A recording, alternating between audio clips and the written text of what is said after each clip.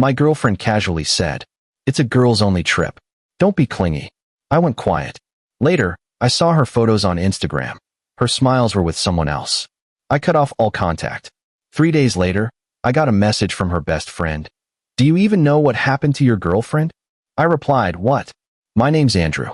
I'm 28. Been working as a logistics coordinator for a mid-sized shipping company in Dallas for the past 4 years. Decent money, stable hours, nothing glamorous. The kind of job where you solve other people's problems all day and come home too tired to deal with your own." I'd been dating Kimberly for 2 years. Met her at a mutual friend's barbecue. She was a graphic designer, worked freelance mostly, had that creative energy that made everything feel a little more exciting. We weren't perfect, but we were good. Or at least I thought we were. About 3 weeks ago, she mentioned this trip. Girls' weekend to Austin. Her college friends were getting together, something they did once a year. I didn't think much of it. I told her to have fun, even offered to drive her to the airport. Then came that line, "It's a girls-only trip. Don't be clingy." The way she said it felt off. Like she was preemptively shutting down a conversation I wasn't even trying to have. I just nodded and let it go. But something sat heavy in my chest for the rest of that week. The days leading up to her trip were normal enough on the surface. We had dinner together Wednesday night, Thai takeout on the couch, some true crime documentary playing in the background.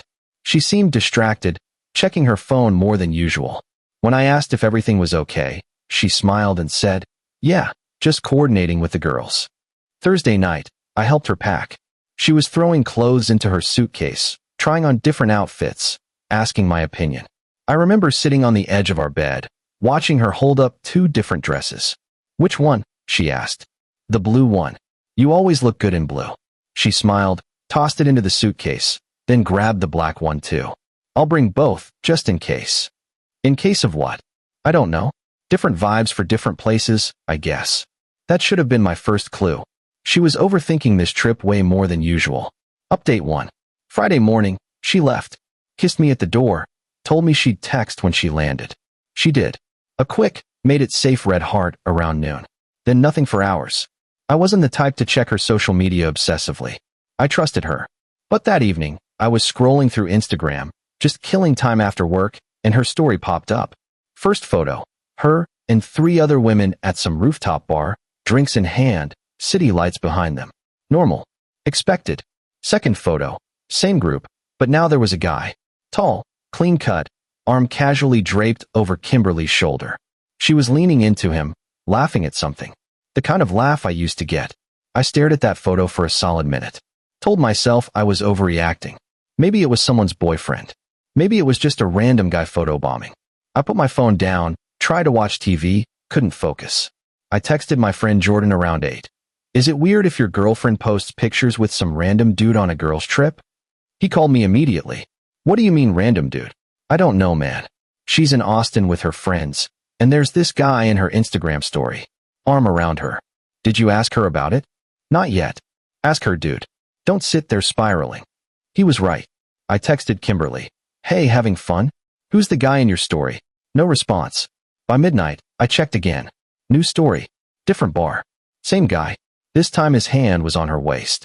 They were taking a selfie together, both smiling at the camera. The caption, "Reunited dizzy." Reunited?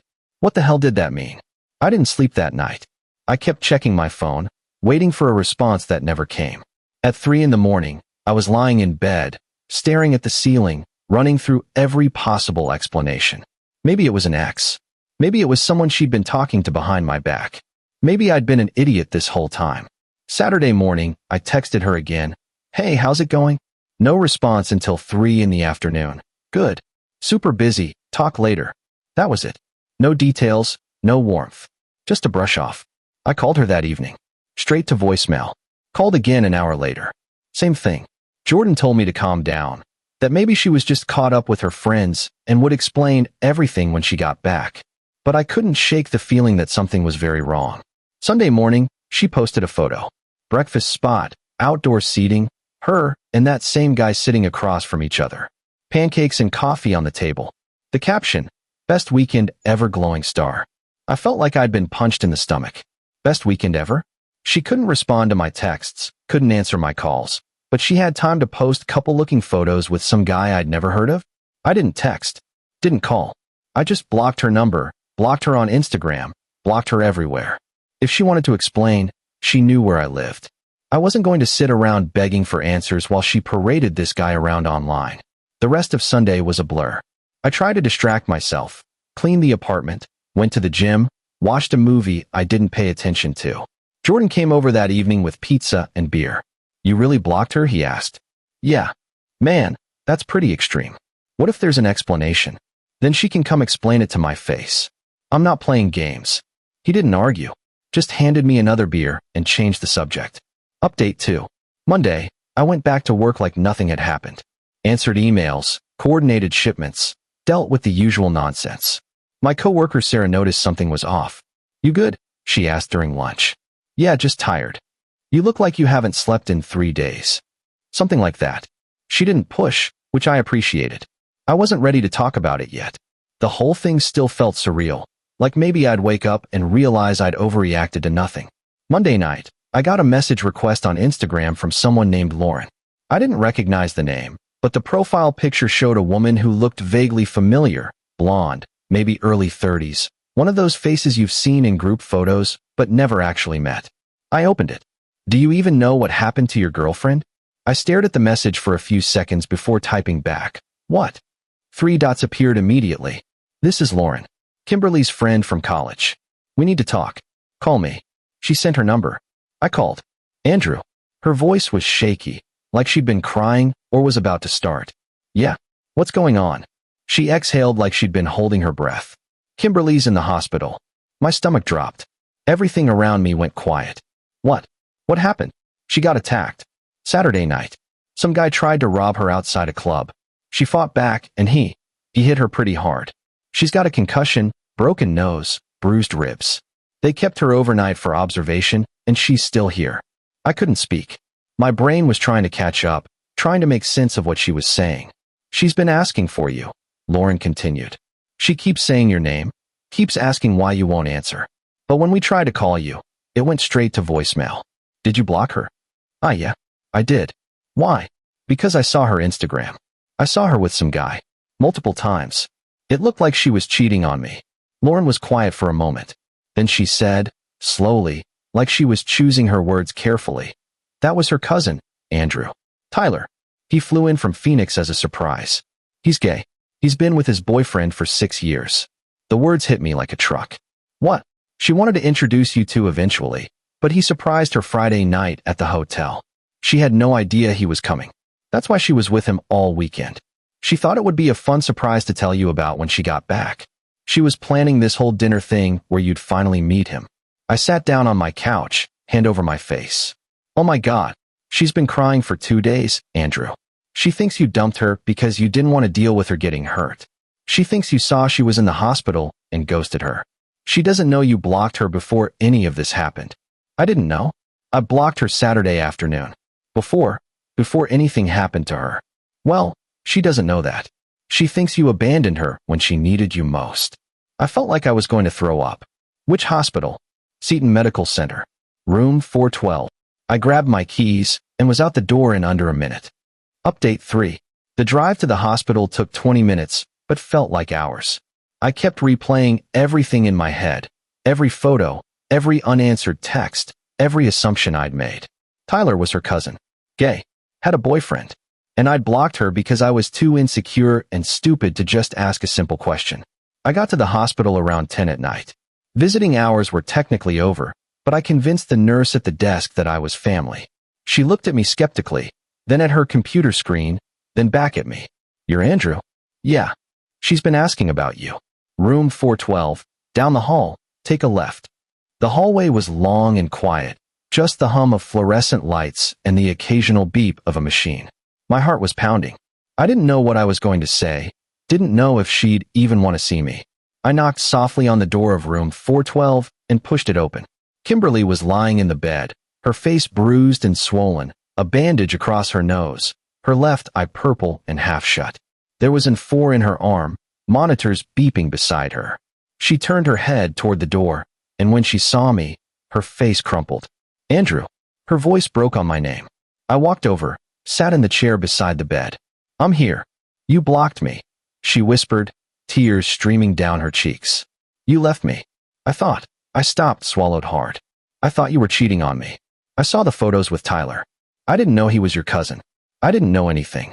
She stared at me, her good eyes searching my face. You thought I'd do that to you? I didn't know what to think, Kim. You were distant all weekend. You barely texted back. And then I see you with some guy, over and over, and you're posting captions like reunited and best weekend ever. And I lost it. I was trying to make it a surprise, she said, voice shaking. Tyler wanted to meet you. He's heard so much about you. I was going to bring him over next weekend, make dinner, have you guys finally connect. I thought it would be fun. I thought you'd be happy. I put my head in my hands. I'm so sorry. You blocked me, Andrew. You didn't even ask. You just cut me off. Like I meant nothing. I know, and I'm so sorry. I should have talked to you. I should have called, should have waited for an explanation.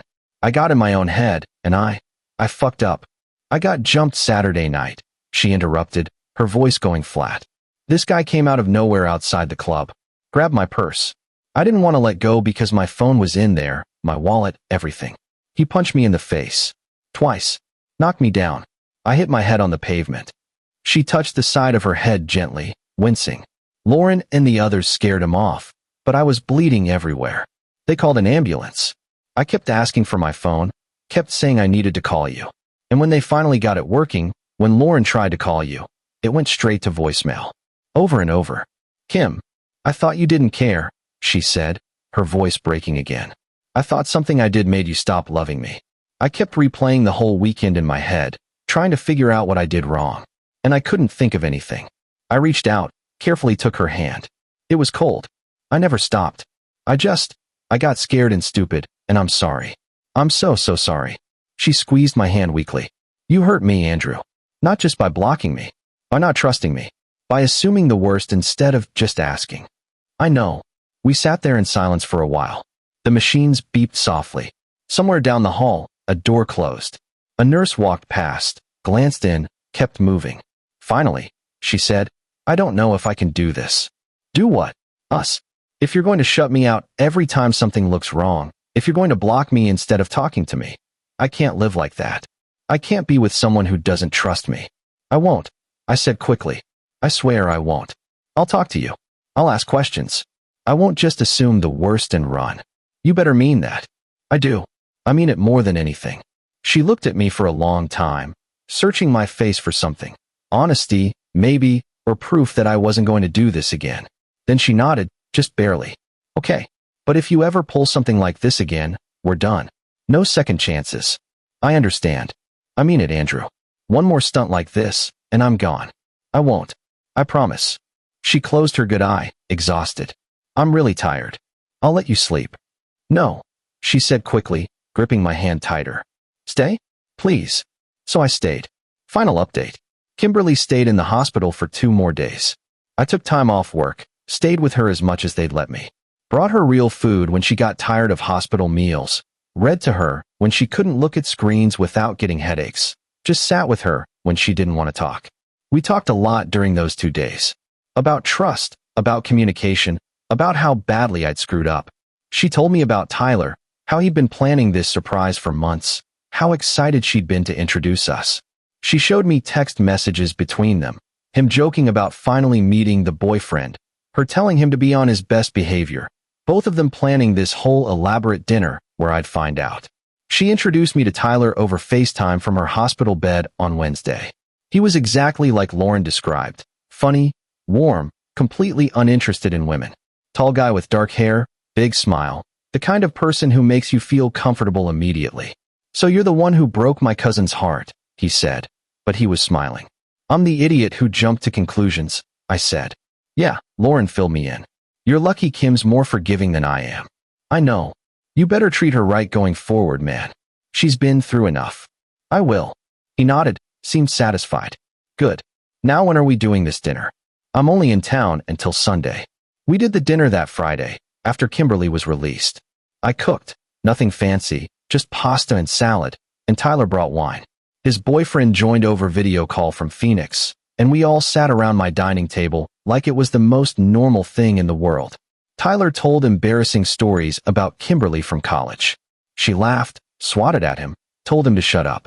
It was easy and comfortable, and I kept thinking about how close I'd come to losing all of this over my own insecurity.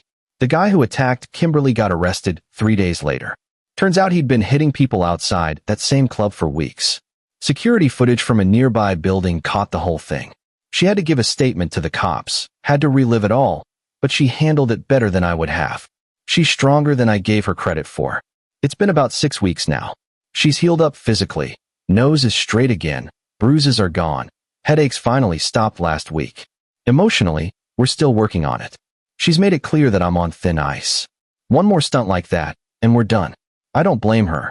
I deleted Instagram off my phone 2 weeks ago. Not because she asked me to, but because I realized how much I let it mess with my head, how much I read into things that didn't need reading into. If I need to see something, I'll ask her to show me. If I'm worried about something, I'll use my words like an adult instead of spiraling in silence. We're planning a trip together next month. Somewhere quiet, just the two of us. Colorado, maybe, or New Mexico. She says she wants to see if we can rebuild what I almost destroyed. I'm going to spend every day making sure we do. Tyler and I text now, which is weird but good. He sends me memes, asks how Kim's doing, gives me advice when I'm overthinking things. He's become this unexpected voice of reason in my life, which I definitely need. Last week, Kimberly and I were lying in bed, just talking about nothing, and she said, "I'm glad you came to the hospital." Of course I came. You could have stayed away. Could have decided I wasn't worth the trouble. "You're worth everything," I said. She smiled, kissed me softly. "Don't forget that next time you get scared. There won't be a next time. There better not be." And I meant it. I'm done running from things I don't understand. I'm done letting fear make my decisions. Whatever comes next, I'm facing it head on, with her, the way I should have from the start. Edit 1. A few people asked if I'm paying for her medical bills. Her insurance covered most of it, but I've been helping with co-pays and some of the follow-up appointments. She had to see a neurologist twice because of the concussion, and those visits weren't cheap. It's the least I can do considering I wasn't there when it happened. Edit 2. Tyler and I actually get along great now. We've grabbed drinks a couple times when he's in town. He's a solid guy, and he's been weirdly supportive through all this. Says he's rooting for us, that Kim deserves someone who'll fight for her. I'm trying to be that person. Edit 3. To the people saying I should have just trusted her from the start, you're right. I know you're right. I'm working on it. Therapy's helping. I'm learning to communicate instead of assuming, to ask questions instead of shutting down. It's a process, but I'm committed to it.